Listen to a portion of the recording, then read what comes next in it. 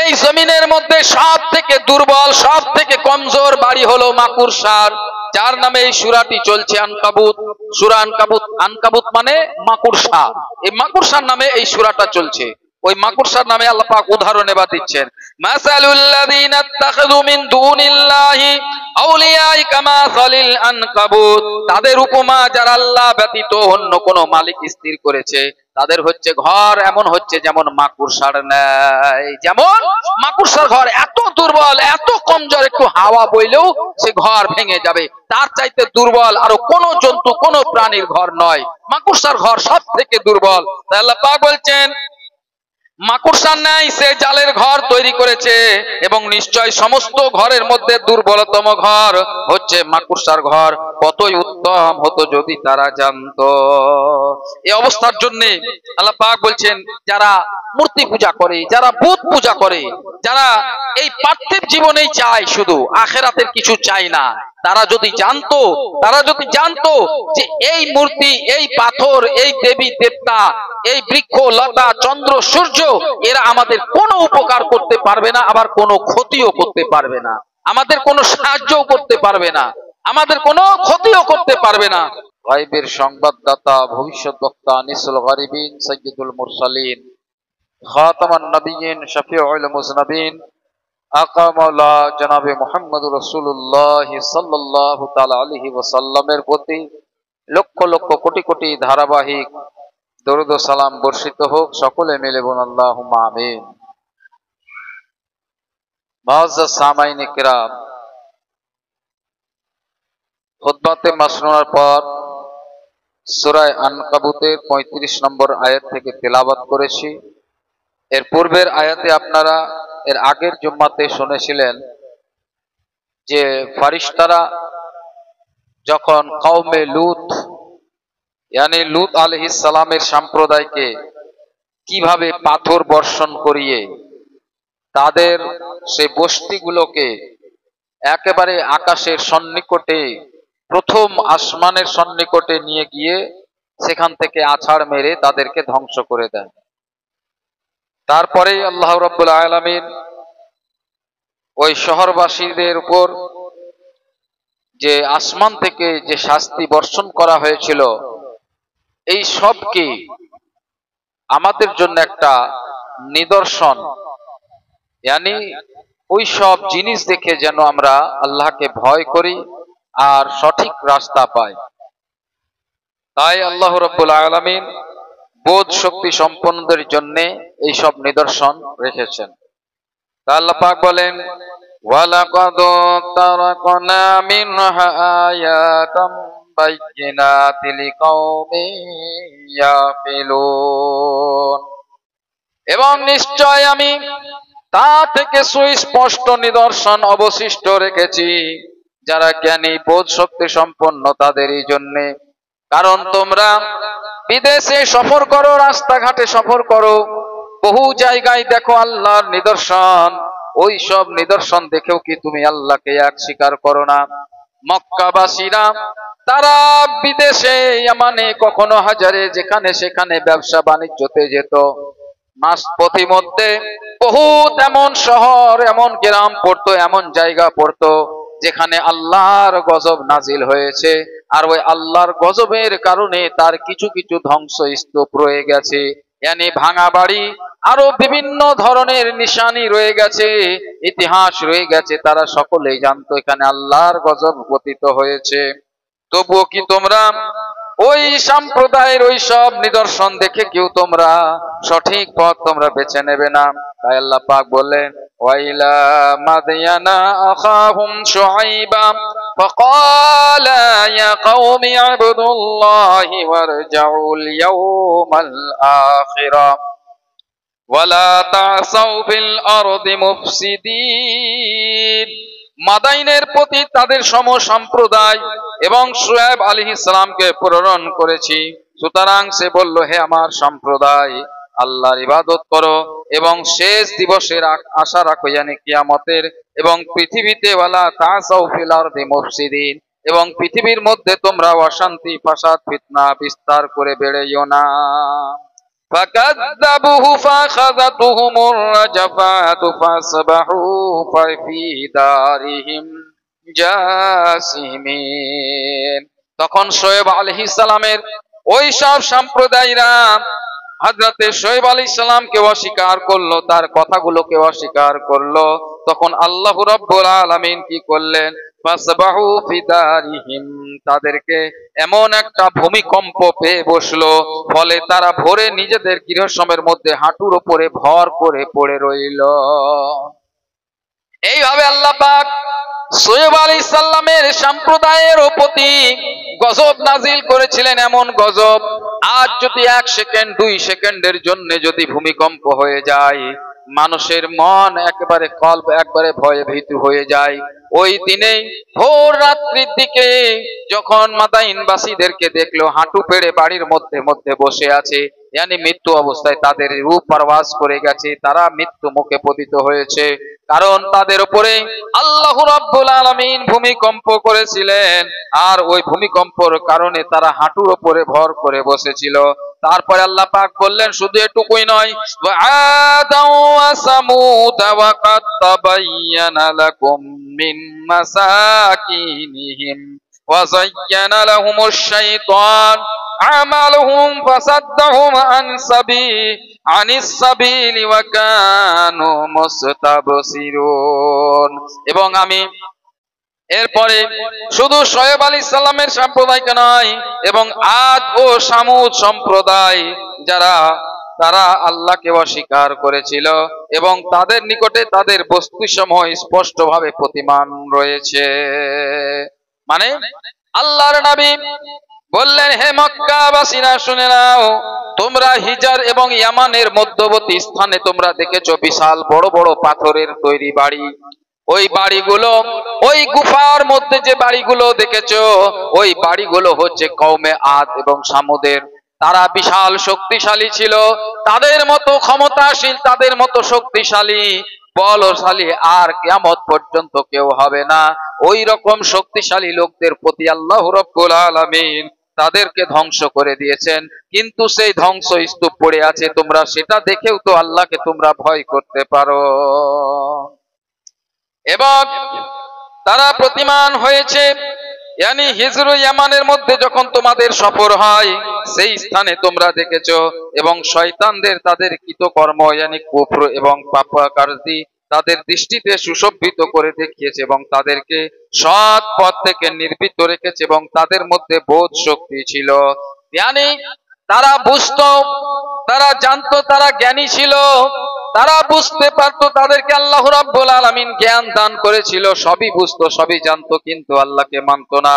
তাদের সম্পূর্ণ ছিল হক ও বাতিলের মধ্যে তারা পার্থক্য করতে পারতো, মিথ্যা সত্যর মধ্যে তারা পার্থক্য করতে পারতো, কিন্তু বিবেক এবং ন্যায় বিচার তারাও করতে পারতো, কিন্তু তারা এই বিবেককে, তারা ওই জ্ঞানকে তারা কাজে লাগায়নি। সেই কারণে আল্লাহ রাব্বুল আলামিন তাদেরকে ধ্বংস করে দিয়েছে।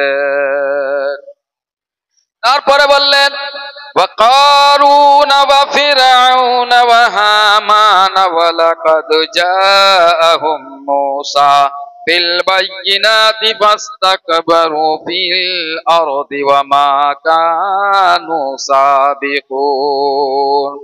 আল্লাহ তাআলা ধ্বংস করেছেন কারুনকে এবং ফিরাউনকে ও হামানকে, এবং নিশ্চয় মুসা তাদের নিকটে স্পষ্ট নিদর্শন নিয়ে এসেছে, অতঃপর তারা ভূপৃষ্ঠে অহংকার করেছে, এবং তারা আমার আয়ত্ত থেকে বের হয়ে যাবার মতো ছিল না। তারা যদি মনে করে যে আমরা আল্লাহর গজব থেকে বেঁচে যাব, আল্লাহর আযাব থেকে আমরা বাঁচার চেষ্টা করব, কিন্তু বাঁচতে পারবে না, কারণ তারা আমার আয়ত্ত থেকে বের হতে পারবে না, আমার পৃথিবী থেকে বের হতে পারবে না, আমার আসমান থেকে বের হতে পারবে না, কারণ সবই তো আমারই, এই পৃথিবীটাও আমার, এই জমিন ও আসমান সব কিছু আল্লাহর। আল্লাহ বলছেন আমার আয়ত্ত থেকে, আমার জমিন থেকে, আমার জায়গা থেকে তারা বের হয়ে কোনো জায়গা পালিয়ে বেড়াতে পারবে না, কোনো জায়গায় পালিয়ে যেতে পারবে না। তারা পাপ করেছে, তারা গুনাহ করেছে, সেই গুনাহর কর্ম ফল তারা ভোগ করবেই। তাই আল্লাহ পাক বলেন, فَكُلًّا أَخَذْنَا بِذَنبِهِ فَمِنْهُمْ মান আরসালনা আলাইহি হাসিবা ওয়া মিনহুম মান আখাযাতুহু সাহিয়াতুন ওয়া মিনহুম, অতঃপর তাদের প্রত্যেককে আমি তাদের পাপের জন্য পাকড়াও করেছি, সুতরাং তাদের মধ্যে কারো উপর পাথর বর্ষণ করেছি এবং তাদের কাউকে ভয়ানক শব্দ ধ্বনি পেয়ে বসলো, এবং তাদের মধ্যে আর যে পাথর বর্ষণ করেছিল সেটা লূত সম্প্রদায়, যাদেরকে ছোট ছোট পাথর দ্বারা ধ্বংস করা হয়েছে। যে প্রচুর বেগে বাতাস বইছে, সেই বাতাসের সাথে একটা ছোট্ট পাথর যেত, যেমন একটা আজকে গুলি মারে, পিস্তল মারে, ওই পিস্তলের গুলি যত জোর বেগে যেত, ওই রকম আল্লাহ রাব্বুল আলামিন ছোট ছোট কাঁকড় পাথরের প্রতি এত ক্ষমতা দিয়েছিল যে প্রচুর বাতাসের বেগে গিয়ে তাদেরকে মারতো, তাদের উপরে বর্ষণ হতো। আর আল্লাহ পাক বলেন তাদেরকে ভয়ানক ভয়ানক শব্দ এবং ধ্বনি পেয়ে বসলো, অর্থাৎ সামুদ সম্প্রদায় ওই যে বিশাল বড় বড় পাথর গুহা দিয়ে মজবুত বাড়ি অট্টালিকা তৈরি করেছিল, তারা এত শক্তিশালী ছিল, এত শক্তিশালী ছিল, এত বড় বড় পাথরকে তুলে তারা বাড়ি করত, যে পাথর হাওয়া বাতাসে এক কোনাও হিলাতে পারতো না, ওই রকম বড় বড় মজবুত বাড়ি তৈরি করেছিল। কিন্তু আল্লাহ রাব্বুল আলামিন তাদেরকে এমন একটা আওয়াজ, বিকট আওয়াজ, মানে ভয়ঙ্কর আওয়াজ দিল যে সে আওয়াজের কারণে তারা ধ্বংস হয়ে গেল। মান খাসাফানা বিহিল আরদ, আল্লাহ পাক বলেন আর কিছু সম্প্রদায়কে আমি ভূপৃষ্ঠের মধ্যে ধসিয়ে ফেলেছি, যা এর পূর্বে আপনারা শুনেছিলেন কারণকে কি করেছিল আল্লাহ রাব্বুল আলামিন? কারণ আর তার দলবলকে ওই জমিনের ভূপৃষ্ঠের মধ্যে ধসিয়ে ফেলেছেন, এবং তাদের মধ্যে কাউকে ওয়া মিনহুম মান আগরাকনা, এবং তাদের মধ্যে কিছুকে আমি পানির মধ্যে ডুবিয়ে মেরেছি, যেমন ফেরাউন আর তার সম্প্রদায়কে ওই পানির মধ্যে ডুবিয়ে মারা হয়েছিল, এবং নূহ সম্প্রদায় মানে নূহর সম্প্রদায়কেও পানিতে ডুবিয়ে মারা হয়েছিল। ওয়ামা কানাল্লাহু লিয়াযলিমুহুম ওয়ালাকিন কানু আনফুসাহুম ইয়াযলিমুন।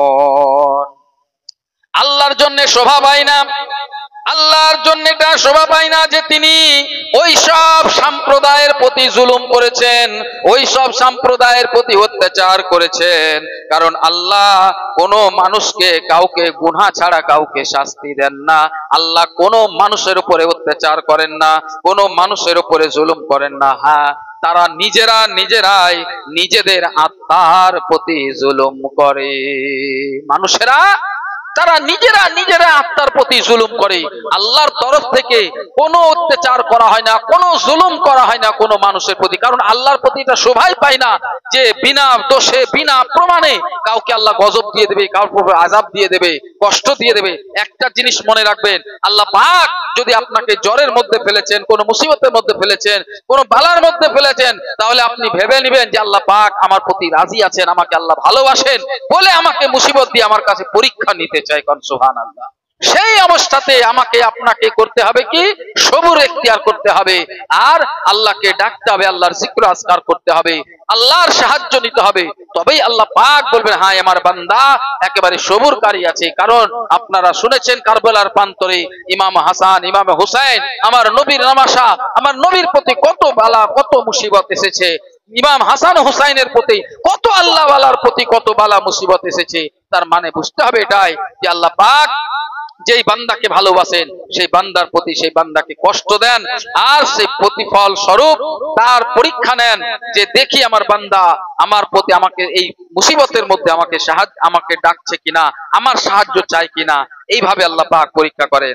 তারপরে আল্লাহ পাক বলেন মাসালুল লাযীনা ইত্তাখাযু মিন দুনিল্লাহি আউলিয়া কামাসালিল আনকাবুত।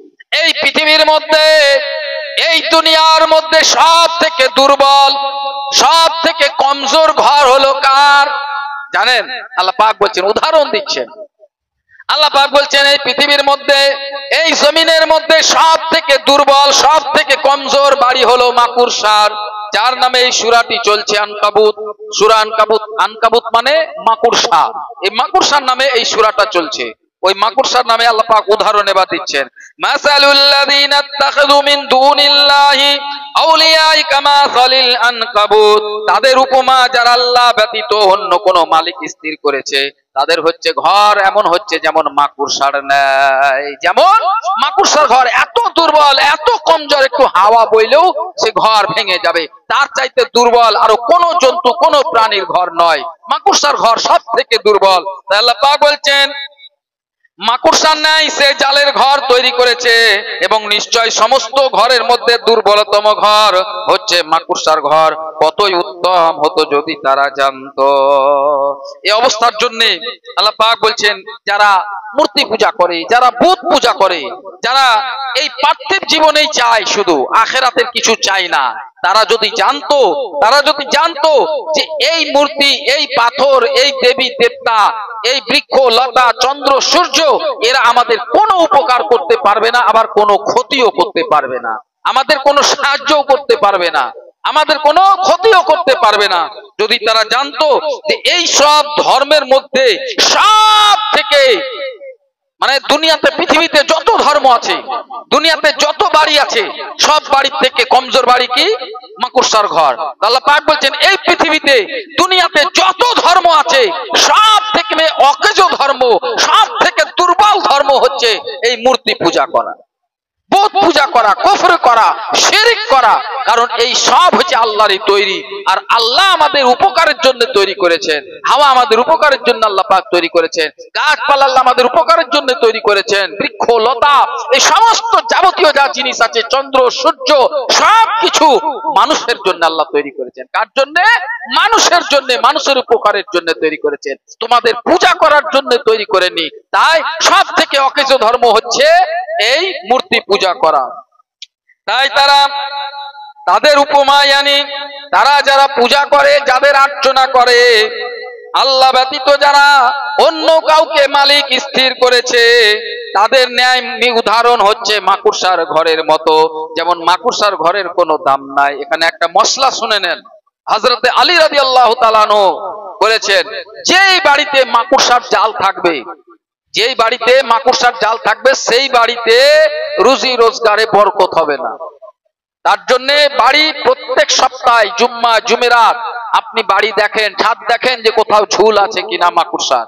ঝুল থাকলে আপনার গরিবী আপনার বাড়িতে প্রবেশ করবে, গরিবী ঢুকবে। তার জন্য বাড়ি ঝুল ঝাল যা আছে কোনা কানি পরিষ্কার করে নেবেন। তারপর আল্লাহ পাক বলছেন, ইন্নাল্লাহা ইয়ালামু মা ইয়াদউনা মিন দুনিহি মিন শাইইন ওয়া হুয়াল আজিজুল হাকীম। আল্লাহ রাব্বুল আলামিন জানেন যে বস্তুর তারা তাকে ব্যতীত পূজা করছে, যে তার কোনো বাস্তবতাই নেই, তার কোনো অস্তিত্বই নেই। যেই মূর্তি, যেই যার তুমি পূজা করছো, সেই জিনিসের তো আসলে কোনো অস্তিত্ব নাই। সেটা তো মাটি, সেটা তো ভূত, তার কোনো বাস্তবাই নেই। এবং তিনি সম্মান এবং বাস্তব জ্ঞানের অধিকারী। সুতরাং বিবেকবান যারা জ্ঞানী তাদের জন্য কি শোভা পাবে যে সম্মান ও প্রজ্ঞার অধিকারী সর্বশক্তিমান খোদা মুখতার আল্লাহর ইবাদত ছেড়ে জ্ঞানহীন ক্ষমতাহীন পাথর সমূহের পূজা করে। কোন জ্ঞানী, শিক্ষিত বোকা যাকে বলা হয়, ওইসব জ্ঞানীদের কি একটুকু বিবেকবান নাই যে একটা ক্ষমতাবান শক্তিশালী আল্লাহকে ছেড়ে একটা যার কোনো ক্ষমতা নাই সেই বুতের, সেই মূর্তির আমরা পূজা করছি? তাদের বিবেকবান একটুকু কি নাই? তারা বিবেকে বুঝতে পারে না যে আল্লাহর ইবাদত ছেড়ে সর্বশক্তিমান যিনি সব কিছু করতে পারেন সেই সর্বশক্তিমান আল্লাহর ইবাদত উপাসনা ছেড়ে যার কোনো বাস্তবতা নেই, যার কোনো সত্যতাই নেই, যে ক্ষতিও করতে পারবে না, উপকারও করতে পারবে না, তার ইবাদত উপাসনা করে, তারা কেমন জ্ঞানী, তারা কেমন বিবেকবান যে তাদের বিবেক একটুকু লাগে না। তারপর আল্লাহ পাক দৃষ্টান্তের জন্য বলছেন, ওয়া তিলকাল আমসালু নাদরিবুহা লিন-নাসি ওয়া মা ইয়াকিলুহা ইল্লাল আলিমুন। এবং এই দৃষ্টান্ত সমূহ আমি মানুষের জন্য বর্ণনা করেছি এবং সেইগুলো বুঝে না, কিন্তু জ্ঞানী ব্যক্তিরা অর্থাৎ সেইগুলোর সৌন্দর্য উৎকৃষ্ট, সেইগুলোর উপকার সমূহ, সেইগুলোর রহস্য জ্ঞানী ব্যক্তিরাই বুঝে। যেমন এই দৃষ্টান্ত মুশরিক আল্লাহর একত্বে বিশ্বাসের অবস্থাকে খুব উত্তম রূপে প্রকাশ করে দিয়েছে এবং পার্থক্যটুকু স্পষ্ট করে দিয়েছে। কারণ কুরাইশ বংশীয় কাফেররা তারা ভাষ্যনার সুরে বলেছিল যে আল্লাহ রাব্বুল আলামিন মাছি এবং মাকড়সার দৃষ্টান্ত দিয়েছে, মানে উদাহরণ দিয়েছে, বর্ণনা করে। তারা এই সব ঠাট্টা বিদ্রুপ করত, এই সব কথা শুনে যেমন উদাহরণ দিত, যুক্তি দিত, তো সেই যুক্তিগুলোকে তারা ঠাট্টা বিদ্রুপ করত। তারপর আল্লাহ পাক বলছেন খালাকাল্লাহু সামাওয়াতি ওয়াল আরদা বিল হক ইন্না ফি যালিকা লাআয়াতাল লিল মুমিনিন। জেনে নাও আল্লাহ আসমান ও জমিন সত্য তৈরি করেছেন, নিশ্চয় তাতে অবশ্যই নিদর্শন রয়েছে মুসলমানদের জন্য। তার ক্ষমতা, তার প্রজ্ঞা এবং তার একত্ব অদ্বিতীয় হবার উপর প্রমাণ বহন করে। এই চন্দ্র, সূর্য, পৃথিবী, আকাশ, নদী, নালা, গাছপালা, বৃক্ষলতা, আমি তুমি সকলেই একটা আল্লাহর একত্ববাদের প্রমাণ। আল্লাহর একটা মানুষকে ধরে নেন, একটা মানুষকে ধরে নেন, আমার মতো মানুষ আপনি পাবেন না। আমার শরীরে যা আছে সব আপনারও শরীরে আছে। আপনি যেভাবে চলাফেরা করছেন সব আমিও ওইভাবে, ওই জিনিস ওইভাবে, ওই পার্টস নিয়েই চলাফেরা করছি। তো আল্লাহ পাক এখানে বুঝতে হবে যে মানব জাতিকে আল্লাহ কিভাবে একই মডেলে একই জিনিস দিয়ে তৈরি করলেন, কিন্তু দিমাগ আলাদা, কিন্তু ব্রেন, বিবেক, বুদ্ধি আলাদা করে দিয়েছেন। একই ব্রেন, বুদ্ধি, একই বিবেক আমাকে আপনাকে করেনি। আমার ভিতরে কলিজা আছে, আপনার ভিতরে কলিজা আছে, আপনার ভিতরে রক্ত আছে, আমার ভিতরে রক্ত আছে। যা আপনার শরীরের ভিতরে পাবেন আমারও ভিতরে পাবেন। তেমনি এই সূর্য প্রত্যেক দিন পূর্ব দিকে উঠে পশ্চিম দিকে অস্ত যায়। এখানেও ভাবতে হবে যে কেউ নিশ্চয় এই একত্ববাদ, খোদা নিশ্চয় আল্লাহ রাব্বুল আলামিন এর একত্ববাদের এটা প্রমাণ হয়। যদি দুটা খোদা হতো, যদি দুটা খোদা হতো, আজ যেমন মানুষের মধ্যে পদ নিয়ে, ক্ষমতা নিয়ে লড়াই, মুসলমান আজ কিসের জন্য একেবারে মুসলমান কিসের জন্য একেবারে তাদের বাড়ি ঘরকে জ্বালিয়ে দেওয়া হয়, তাদেরকে এনকাউন্টার করে দেওয়া হয়। আজ প্রত্যেকের কাছে মোবাইল আছে, প্রত্যেকেই জানছে, মোবাইলে দেখছে, সোশ্যাল নেটওয়ার্কে যে মুসলমানের উপরে কত জুলুম হয়, কত অত্যাচার হয়, কিসের কারণে হয়, মুসলমানের উপরে কেন জুলুম হচ্ছে। আজ বেহরাইচ ইউপি উত্তরপ্রদেশের মধ্যে দুজনকে মুসলমানকে এনকাউন্টার করে দিল। হালাকে ওর বাড়িতে ছাদের উপরে উঠে ছাদ ভেঙে বাড়ি ঘর জ্বালিয়ে দিল, পুড়িয়ে দিল, আবার ওকে এনকাউন্টার করে ওদেরকেই মেরে দিল পুলিশ প্রশাসন। কেন? কারণ সে মুসলমান ছিল বলে। তো আজ এই মুসলমান কেন ওই জালিম জুলম জাফিকে সিফাত অত্যাচারিত হচ্ছে? এই কারণেই যে মুসলিমেরা পদ নিয়ে খালি লড়াই করে। ও বলবে আমি নেতা হব, ও বলবে আমি নেতা হব, ও বলবে আমি নেতা হব। সবাই যদি নেতা হবে আর তারাই নেতা নিয়ে ঝগড়া করবে, যারা মূর্খ, যারা বিবেকহীন, একবারে জ্ঞান নাই, অজ্ঞ, যারা জানে না শরীয়ত অনুযায়ী কিভাবে নেতা চালাতে হয়, কিভাবে নেতাগিরি করতে হয়, কিভাবে দলকে শক্ত করতে হয়, তারাই আজ নেতার কুরসিতে বসে আছে। কারা? এই মুসলিমের। আজ মুসলমান এই জন্য পীড়িত হয়ে আছে। এই ক্ষমতা যদি পদ নিয়ে তোমরা ঝগড়া করো, তাহলে তোমরা ওই এমনই জালিমের, এমনই বড় বড় পাহাড়ের নিচে তোমরা ডুবে পড়বে যে তোমরা বুঝতেও পারবে না যে তোমাদের উপরে কত বড় বড় জুলুম হচ্ছে, অত্যাচার হচ্ছে। তোমার গ্রেবানের উপরে হাত দেওয়া হবে, তোমার বাড়ি ঘরকে আগুন লাগিয়ে দেওয়া হবে, তোষারোপ তোমাকেই করা হবে। তোমার সামিনিকরা, এটা হচ্ছে আমাদের মধ্যে একটা পার্থক্য। তো যদি দুইটা খোদা হতো, দুটা আল্লাহ হতো, তাহলে দুটা আল্লাহ হলেও পদ নিয়ে ঝগড়া হতো। একটা আল্লাহ বলতো তুমি তো রোজ, তোমাকে সব মানছে, তুমি তো রোজ পূর্ব দিক থেকে সূর্য উঠাচ্ছ, পশ্চিম দিকে ডুবাচ্ছ। আজ আমি তুমি সাদা খোদা, আমি কালো খোদা, আমি আজকে উত্তর দিক থেকে সূর্য উঠাবো, দক্ষিণ দিকে ডুবাবো। তাই হয় নাকি? রোজ রোজ যেটা হচ্ছে সেটাই হবে না। ওটার জন্য তোমাকে আল্লাহ বেশি মানছে লোক। আমি যদি একবার ক্ষমতা দেখাই আমাকে আল্লাহ মানবে। তাহলে দুটা খোদা হলে কি হতো বলেন তো? সূর্য নিয়ে ঝগড়া হতো, চাঁদ নিয়ে ঝগড়া হতো, রাত দিন নিয়ে ঝগড়া হতো, ঈদ বকরাইদ নিয়ে ঝগড়া হতো, বান্দা বান্দি নিয়ে ঝগড়া হতো। মানুষ এই জন্য আল্লাহর একত্ববাদের প্রমাণ, মানুষ পদে পদে যেখানে সেখানে যেই জিনিসের আপনি উদাহরণ দিবেন, আল্লাহ এক ওয়াহদাহু লা শারীকা লাহু আপনি প্রমাণ পাবেন।